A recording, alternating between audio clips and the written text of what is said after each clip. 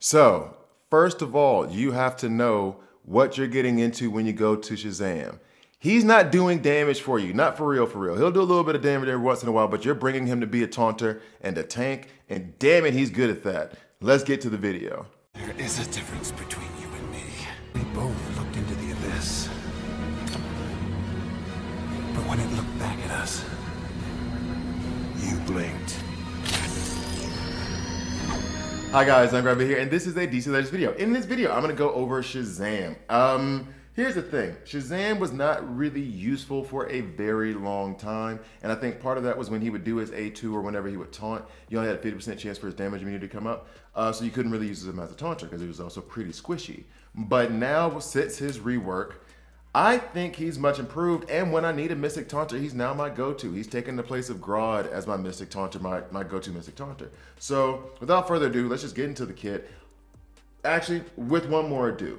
So, I'm recording these videos a little bit late. Like I said in another video, been pretty busy. So, but the news of like the new tunes came out in the month events in August. I am absolutely livid that they did not give Shazam an event. They didn't give him the 6-day event or whatever it is. I think it's called the 6-day event. I'm so upset that they didn't give him one because one, I don't need that many frags to take him RB1. Number two, who wants Freddy Shazam? Nobody. Like, anyway. You ever roll your eyes so hard you pass out? That's what I almost did when I saw that. Anyway, Strength of Hercules, special damage to an enemy. And this, I think it was the first one, or not first one, but the first one that I can take note of, that he went from damage, like physical damage to special damage. Plus 90% damage if Shazam is taunting, which still does not hit that hard. 75% chance to stun target if Shazam is overhealed. You got it, you like it. You like the stun on the A1 if he's overhealed. And if you go to Fortress of Atlas, then you'll see that he has the opportunity to give himself overheal, making the A1 that much better. Gain taunt, 10 stamina ups, making him hard as hell to kill. And an overheal. Gain taunt at the start of battle and damage immunity on each use. Yes. That's what you need, that damage immunity. It sticks around, I think it only has like a 2-turn cooldown. So you'll have a little gap there where you won't have damage immunity, but you can usually be okay through that. Then, Power of Zeus. Heavy of, and let me see the legendary point, yeah. So Power of Zeus, heavy special damage to an enemy, apply 5 strength downs, plus 3, and buff immunity if Shazam is taunting. So apply 8 strength downs and buff immunity if Shazam is taunting. Kind of speaks to, I don't know, maybe like an Azrael, maybe like an Arcus, those who have a lot of strength ups and then ramp. Putting up, the perfect thing to do is put a buff immunity on them, and then they can't do anything about it. Speed of Mercury. Oh, the legendary point, reset target's turn meter. That's not a bad ability at all. I don't think so. It's just I don't spend 100,000 gems on the 5th legendary point. I'll wait till I go to RB1 and then I do it. I have 2 tunes that are L5 and I don't have enough frags to take them RB1. Still frustrating, and that's Mara and Nightwing. But other than that, like, it's either L4 or RB1. I don't do the middle because unless there's some unless it was he who shall not be named, and you could pick the one that you want that I'm talking about right now.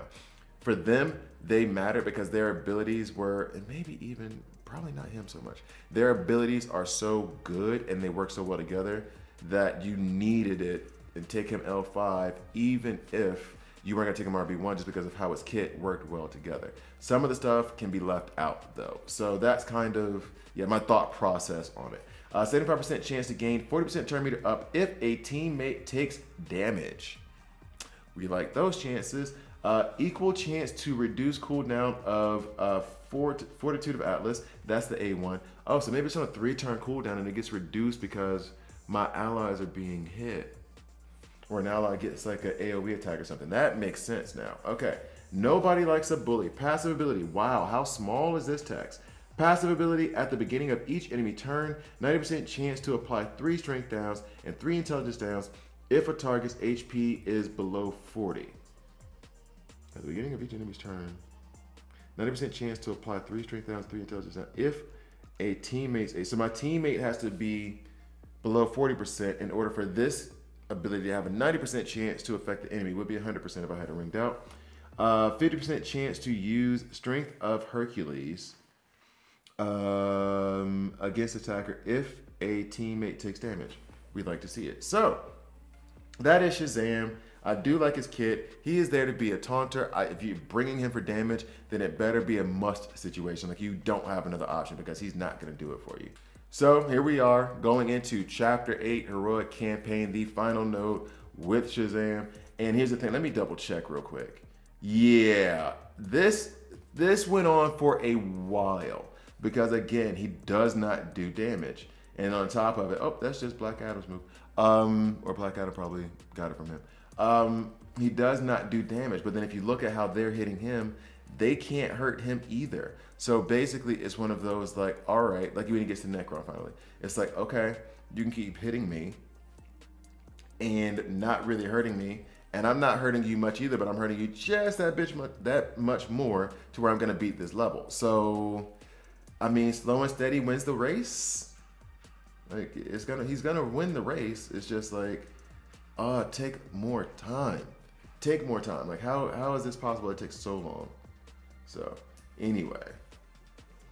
And then this is the other thing too, is, and I've said this before, if you're a 70-11 tune and you're going through this and it's taking a long time or you're not doing a lot of damage, that tells me a lot. He does not do a significant amount of damage all the time. I mean, like, it's not, I mean, it shows up different here in this situation now, what I'm watching, but yeah, I don't know. That it bugs me that he doesn't do more damage, but honestly, he has some other really, really good things to his kit that make him a very great support taunter. And so I'll accept the fact that it's like Desaad. Desaad has no damage, but I will definitely take him into the ring because everything else he does is amazing. So, are we almost done with this? Yeah, I'm gonna just skip. Boop. All right, so here we have, since he's special damage, first thing you do, run him with Lex. Then you have Etrigan there to be your mystic damage dealer. Then you have Artemis there to be your physical damage, or your physical special damage dealer. And then, did I say that right for Etrigan? He is your spirit special damage mystic damage dealer. So, and I'm surprised actually that that Etrigan didn't take out Spectre on that go. I thought for sure he would have got him. And now what is Artemis going to do? Oh no, we are in a bad way. She attacked him, didn't do enough damage, and now, all right, so come on, get him, and we're good. Actually, no, because there's Supergirl sitting right there.